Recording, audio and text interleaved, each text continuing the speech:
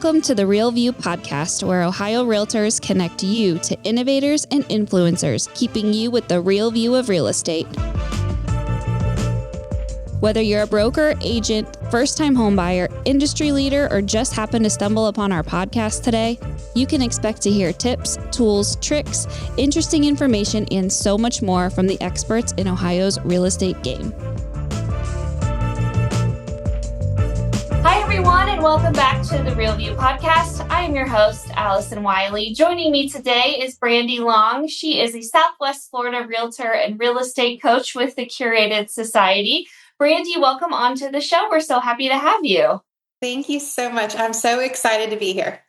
And you are an honorary Ohioan too, as we just got ready to start the recording. Brandi was sharing that she lived in Ohio for a few years and just remembers it being cold, and it has been a rough winter. Yes. Yeah. I remember, the only thing I really remember is it just being like, I could never get warm. It was like down to your bones cold. Like you just can't get warm. And I don't want any part of that. So. Well, I'm glad you have moved to a warmer, sunnier place. Hopefully none of that here, because it's been a rough winter. I mean, we have gone through it. So Florida sounds amazing, but I hope, we're coming out of it. I hope we're going to head into spring and we're going to get some relief with how freezing cold it's been. For sure. But thank you again for joining me and for coming on. I'm excited to be talking to you to learn a little bit more about you, your experience, and what you're seeing in the industry today. And it's always nice having on people who are so involved in the industry and can share their experience and what you want other people to know. But before we get into that, I would like to hear a little bit more about yourself. Could you tell us about you and how you got started in real estate? Yeah. So I am mid-30s and I've been doing it for about, this will be my 11th year now. I have two teenage kids and a husband in law enforcement. So we're a busy family, but I tell the story all the time. My mom had three daughters and I was like, hand on the Bible, I will never, ever, ever do real estate. Like I will never be a realtor, because she was a realtor. So here I am. And so I was a stay-at-home mom to my kids. And then my husband he's in law enforcement. So he did not make all that they should. So my mom was like having some health issues. So I'm like, you know what? I'll come clickety clack on a keyboard for you. I'll, get some money to help pay bills. And then the next thing you know, I've got my license and here I am. So it was like God's perfect timing and everything. I can see his hand all in it, but that is how it happened. I did not want it to happen, and it was very, very hard at first because she was having health issues and she already had like a booming business. And she was just like, here, don't let it burn to the ground. And I'm like, oh, okay. And then, we obviously made so many mistakes, but done is better than perfect. So. Yeah. And that's when you learn, and that's what we're here to talk about today, is learning from those mistakes and, how to grow from that, and learning experiences, and everything makes you better. And I think that's, the really cool thing. We wouldn't have half the life lessons that we do without making those mistakes. And that's the great thing about them, is that we do get that second chance to learn and grow from them. Absolutely. Yeah, for sure. And now, you're coaching and you're bringing along others with you, which I think is so great. And I've said on the show, a million times, what's really cool about real estate is, yes, we're all technically competitors, sometimes can be, but we also work on deals together, but we're also competing against each other. It's such a unique industry from that sense. But there's so many people like you who are so willing to bring along that next generation, who are willing to share their knowledge and insights and wisdom, to help coach, to help get people, where they want to be. Talk to us about your coaching business and pursuing that, and what made you want to get into that, and a little bit about what you do as a coach. So last April, I was invited to speak at a real estate retreat. And I met a whole bunch of fabulous women there. And they made me believe that I could just go off and do anything that I wanted in the world.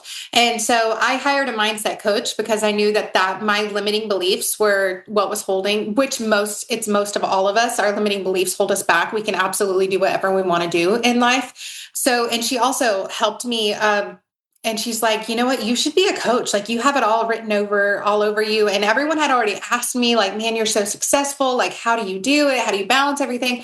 And so I was like, you know what? I'll just give it a shot. Like, it's not gonna, if I fail, I fail. This is just life. It ain't that serious, right? And so, and honestly, I was kind of against coaches. Like, I had never hired a coach other than that mindset coach last year. And I was like, coaching is for people that they just like need some, like they need accountability. They're not disciplined enough. They're not, and it was terrible. That was a terrible mindset to have. But I realized how much mindset coaching changed my life. And I was like, you know what? Let me just do it. And I had so many people ask about it. So I launched it, not even knowing what I was going to even talk about, but I launched it and it sold out. And then I just talked to them about like how I run my day to day and like the systems that I have and what my mindset is when I talk to sellers and on social media. Like that is a huge part of my business, is like business from social media. So how to like attract your ideal customer and what to do into your CRM, like who to talk to, all of these like just like boots on the ground stuff, right? Not at a high level. I'm not mindset coaching. I'm not financial coaching. Like this year, I'm trying to get my finances in order. So I'm not coaching about. It's just like boots on the ground. Like, how do you set expectations with people? What email do you send like before you go to a listing appointment, after you go to a listing appointment? So it's stuff like that, and I guess it's been well received. I'm literally feel like I am, and I tell everyone this, like I'm very average. Like I did not do well in school. Like I'm very average. I'm not brilliant. I'm not super talented. I just work. And I think that's what a lot of realtors need to understand, that they don't have to be anything special. They just have to work. They just have to talk to people. Yep. Work hard and know your value, know your worth, know how to communicate that. I think that's so important. And, what's really great, about what you're doing and the coaching you're doing is it's so practical, right? And I think you mentioned like sometimes, you can talk with these coaches, it's very like high level stuff. And it's like, very out there. Like it sounds like you are sharing and coaching other agents on practical ways, things that you've done that have worked for you, that's easy for them to implement, that they just might not be thinking about. And you're really Yeah. bringing them along from the practical side of things, which I think is so important. And it's really great to see a coaching style being able to focus Yeah. on that.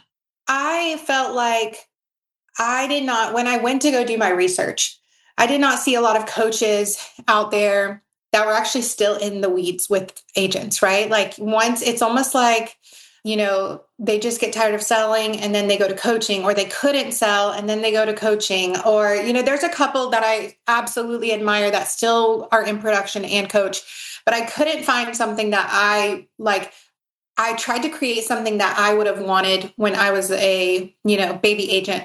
And because my mom just literally had some health issues and she threw everything in my lap, I had to learn like by just doing it the wrong way. And so I feel like, I think the most impactful thing that I do with these coaching ladies is that I literally click share screen and I show them my email and I show them like my calendar and I show them like, here's the email that I just sent to this person to like present an offer. Like here, because you do these things as an agent, but you're always in the back of your head, you're like, am I doing this right? Like, because there's hardly ever any mentorship. Like you just sign on a brokerage and they're like, good luck. And so that's kind of how I'm just trying to give them what baby Brandi would have wanted at that age. Yeah, no, it's so true. And you talked about that mindset and those self-limiting beliefs. And I think that speaks to it right there too. Like say, is this right? Am I sure I'm doing it right? Do I know what I'm doing? Am I qualified? Am I like the right person from that?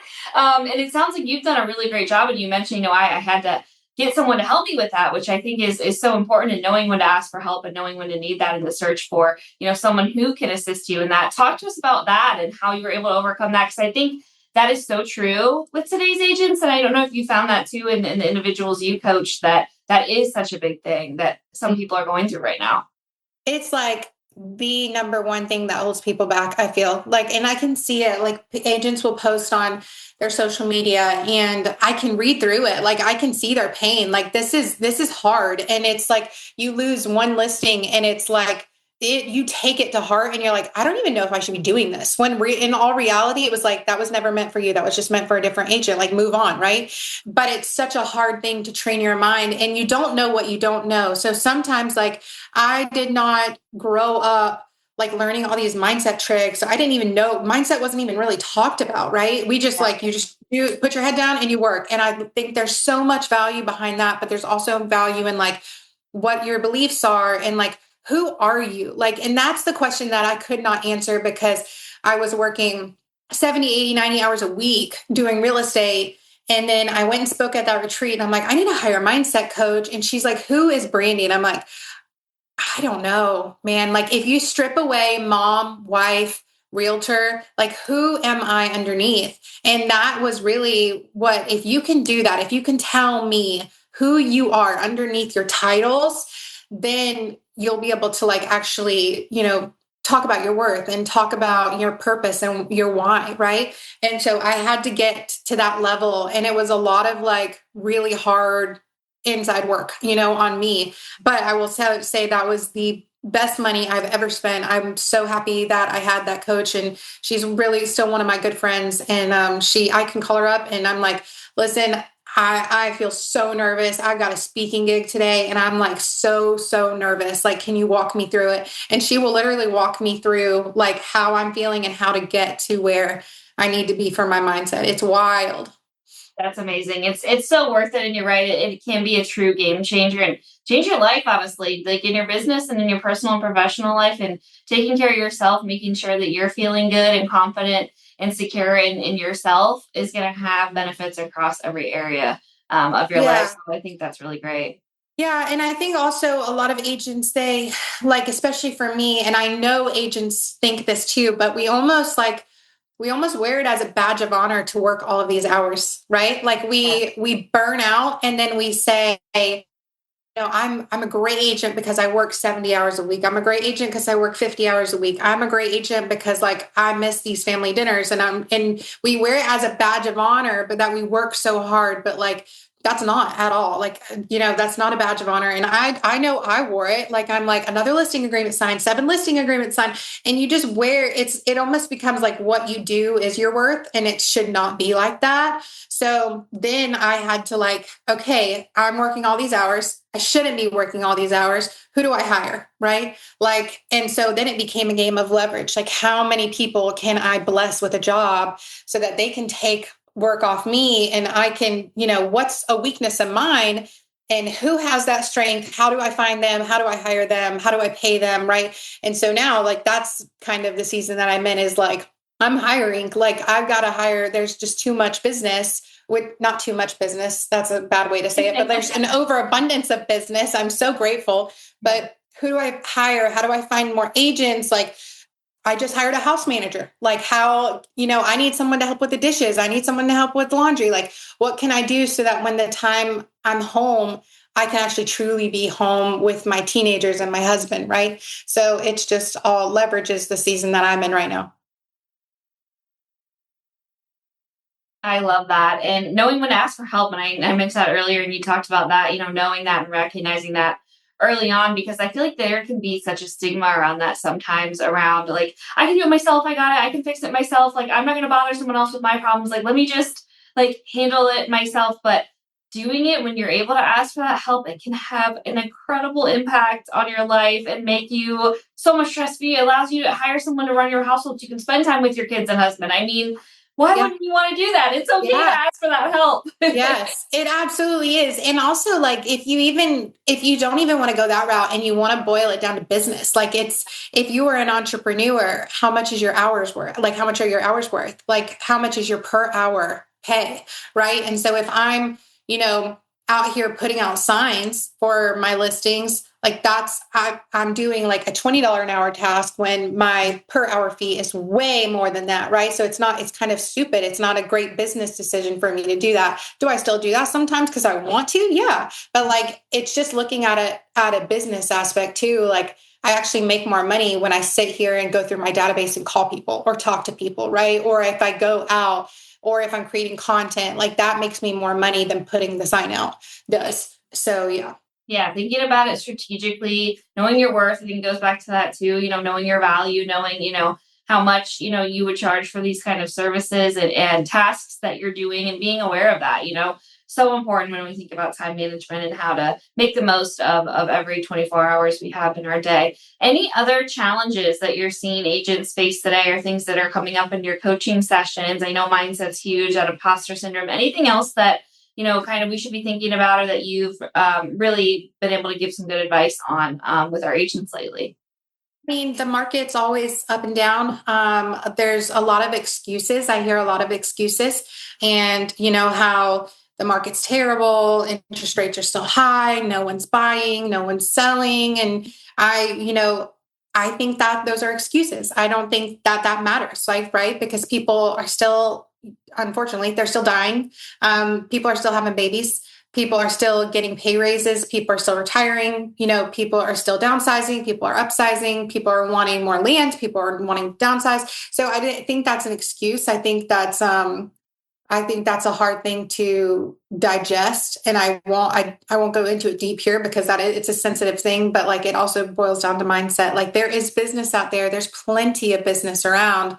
A lot of agents I see, they will, even the ones that I privately coach, they'll just be talking about other realtors. And I'm like, when are we going to talk about your business? Right? Like, it's very easy to look and see what everyone else is doing and complain that they were handed this, or that this is, they've just been in it for 20 years. So they just get all the business. But that is not like, that's just an excuse, right? It's just a barrier. Like, we just gotta figure out. And those people are not, those customers of that agent might not be your ideal customer, right? Like, let's go find your ideal customer. So lots of excuses I hear, but I understand it. I totally, because I was there. It is a tougher market, but it's still absolutely a market that you can crush it in, for sure. Yep. And it's oftentimes those tougher markets, is really when you see agents rise to the top, and good agents, wanting to work in those tougher markets and say, hey, like, this is an opportunity for me. This is a challenge for me. I'm going to go, like you said, I'm going to go crush it. And I'm not going to take that as an excuse, and I'm not going to let that stop me. And I think, when you approach it from that angle, it seems more doable and less scary, maybe a Yeah. little bit than just approaching it from, oh, it's tough, and oh, there's not anyone out there selling, and oh, mortgage rates are this, and, inventory is this. And just saying, hey, forget all that. Like, people are still need a place to live, and they're still valuing home ownership. And as long as we have those two things, I think we're going to be in really great shape. Absolutely, for sure. Focusing on those positives and less of the negatives. But as you mentioned, it is like, we understand it. We've been there. We know it's tough. We know it can be hard to get down. But, when you focus on those positives and making the most out of it, and seeing it as an opportunity, it can be really beneficial. And I want to talk about, you mentioned, your story and background, and growing up and taking over your mom's business without any intentions of doing that, without much planning or training or any of that. What were some of those early on lessons, those mistakes, those things that you learned in your early days taking over? And even still now, I mean, we all still make mistakes no matter how long, we've been in this. What are some of those things that you look back and you're just like, oh my gosh, I can't believe I did that? Or, oh my gosh, this changed my complete perspective on things, and now I run things totally different. What were some of those examples and experiences you could share with us on how you've gotten through and learned and grown through your experience? Yeah. I'm going to tell you, I'm always transparent. I'm always honest. I will say the wins and the losses. One of the things that I still struggle with, and I do not struggle with it as much as I did in the beginning, but I am a recovering people pleaser. And it is so hard to say no to people, right? Like, Yeah. even though, and I will literally post it on my stories on socials. And I will say, like, I overbooked myself. There's no white space in my calendar because I didn't intentionally put white space on my calendar. And so then I overbook myself, and then I'm like cranky, and then I'm tired. So that's something that is like a thing that I am still learning, like how to coach, how to still be in production, right? And like, still, like, I'm co-owner of our brokerage. So like, how do I help guide these agents? How can we, help more agents? Like, what do I do for coaching? What do I do for this week? Blah, blah, blah. And I feel like it's so hard to say no. But I will say, saying no is like, you worth more when you say no, right? So like, if you think about it in Like if I, need an attorney, right? And I'm calling attorneys and I'm like, hey, can you meet with me? And one says like, hey, yeah, come on by the office. I'm here. I can that's really probably not a great attorney, right? So like I would always just drop what I'm doing and just like, do you want to go see a house? No, I don't care if you're pre-approved. I'll just go show it to you because I'm hoping that I can get a paycheck from this. And that is now I know that that's some people will still practice that, and that's totally okay, especially if you're in the beginning business, like and you're just trying to learn how to do the job. That's amazing. But probably most of the people that listen to this will have been in the business for a little bit. And there is value in saying no to people and to hold your boundaries. And one thing that we're going to do in coaching actually in a couple of weeks is like determine your like non-negotiables. Like what is a non-negotiable for you? So like non-negotiables for me are like Sundays, I do not take appointments. Sundays, I'm going to have a 2-hour nap every Sunday for sure. Like not going to miss it. I am not going to take showings unless they're pre-approved or they've shown me proof of funds and I have an ID, right? Like those are like some non-negotiables. Like Wednesday night is family dinner. All of those things are non-negotiables. And then if anything disrupts that, it's a no. It's immediate no, no matter what it costs me, it's a no. And so learning that, that took me many years to do that. And I'm still learning, it can be more tactical as like, I remember this one call. Oh my goodness. I'm so just glad this guy did not sue me. Like he asked me like, well, what's the flood zone? And this is when I was new and I completely and told him it was dry. And, I'm in Florida. So like everything's basically a flood zone. And I had told him the wrong answer and I immediately called him back. I was like, oh my goodness, I'm so sorry. And just those things too, like that, that those were early lessons learned. But I think people are okay. People are like, we understand. I'm just learning, I'm so sorry. I've read it wrong, and I think people are understand. Most people understand, but those are some of the lessons that I've learned and I'm still learning. Yeah. And I think that that's so great to share that you can say no and still find success and not even oftentimes still find success, but that it catapults you to success almost even quicker. And I think that like when we talk about mindset, like that's kind of almost the switch that needs to happen is that saying no is not going to hold you back. It's actually going to propel you into finding your higher purpose and focusing on those things that you are meant to focus on that are right for you in the moment and that, you want to do and that makes you, your best self. So I think that's great. It's so hard. It's the most wild thing though, because like when I started saying no to people, business exploded, just like you said. Like it's like, you can call it God, you can call it universe, you can call it a higher power, whatever you believe in. When you slow down, like my mindset coach taught me this, and I repeat it to myself every day, like slow down to speed up. When you slow down, your whole life will speed up, like because you're taking time to do the right things and to do the things that only matter to you, right? Like I always say, like if it goes against your non-negotiables, you have to say no to it and you have to just let it go. So I think that's a huge lesson that a lot of people need to learn. And I think it would change their life if they just was like, you don't have to serve everyone, right? Like not everyone is your customer. And it's okay to actually say no. Like I just spoke to one of our agents in the office and she's like, I just feel like I can't say no to people. And I said, what you do is you just tell them, you know what, I'm booked. I really want you to get to see that house. So I'm going to refer you to another agent. And then you just get a referral fee, right? Like, but then you've already said no and you've still helped them because you've given them another agent that maybe has different non-negotiables than you, right? And so you're helping other people. That's how we, do it at our office, basically. I love it. It's a win-win for everyone. Definitely something to start practicing right now if you're not already and you're listening to this. I want to end with if you had a crystal ball, my crystal ball question, crystal ball in front of you. What does the future look like for real estate? What trends are you seeing? What are your predictions, both for our industry and what's next for Brandi? What's your crystal ball look like for you? So kind of a two-part question if we're talking about the future and what may be lying ahead. For real estate, I have no idea. I really don't. I'm interested to see because I know there's huge talks of like AI with real estate. I'm very interested to see what that looks like because AI is something that I use in my business, but I've not scratched the surface at all. Mm-hmm. And so I'm interested to see what that means, because AI is just like a term. And I'm like, they're like, it's just going to explode and make our businesses better. But I'm like, how, because I still really love to like talk to people in person like that. You can't take that away. Right. So I'm interested to see how that goes. I won't say any predictions because I really don't know. Like, I don't watch the news probably as much as I should. And then for me, I don't know. I'm spending more time with my family because I lost a lot of time. I can't remember when my kids were in elementary school. Like, all of those years they just flew by and I wasn't around. So I'm trying to spend more time with my family. And we bought back our family brokerage from the person that bought it. So we're really trying to make it thrive. And I think that's it. Just love it on my community. I do enjoy coaching. So I'm just trying to figure out where that's going and where that's going. I'm holding a retreat in Florida in April, and I'm super excited about that.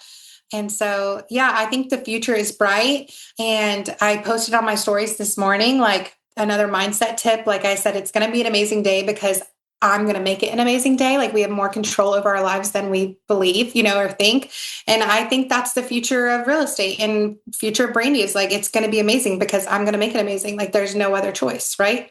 I love that. No, it's so true. And that's like the perfect way to sum up the conversation. I don't think it gets better than that. And I know it's always funny when I ask the crystal ball prediction. I'm like, because how can anyone even predict like the real estate industry? It's so unpredictable. It's so crazy. It's different all the time. And no matter what it's going to be, we're going to make it awesome because we have that power. Yeah, absolutely.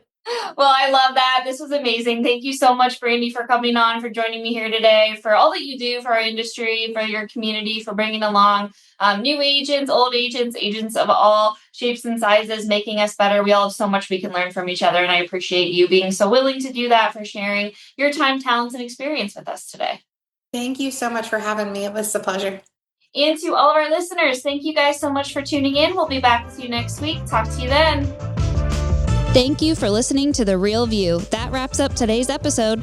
You can keep up with the latest on the podcast at ohiorealtors.org/therealview and on Apple or Google Podcasts, Spotify, or wherever you listen. Have questions, comments, or suggestions? We want to hear from you. Email us at podcast@ohiorealtors.org. We'll see you next time.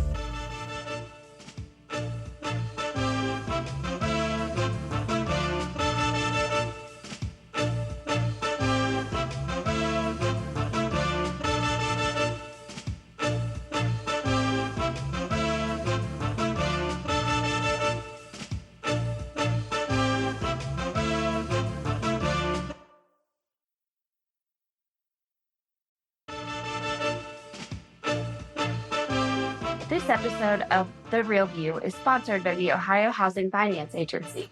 The Ohio Housing Finance Agency offers affordable mortgage rates, down payment assistance, and homebuyer education to prepare homebuyers for long-term success. To unlock these resources for your client, make sure they're working with an Ohio Housing Finance Agency approved lender. There's more than 140 lenders throughout Ohio. Learn about the Ohio Housing Finance Agency's programs and view the list of approved lenders at ohiohome.org.